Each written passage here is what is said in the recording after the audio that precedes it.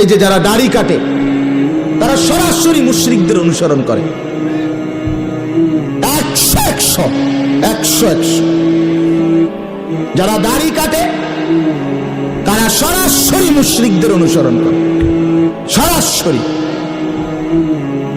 আপনি কাবা শরীফের ছাদে গিয়ে যদি দাঁড়ান, বলে না আমি হজে গিয়ে হুজুর কাবা শরীফের ছাদে গিয়ে দাঁড়াইছি, কাবা শরীফের ছাদে না, কাবা শরীফ আলগি দিয়ে আপনি বাইত লই আইয়েন। কিন্তু আপনি মনে রাখবেন আপনার এই দাড়ি কাটা চেহারা মুশরিকদের অনুসরণ।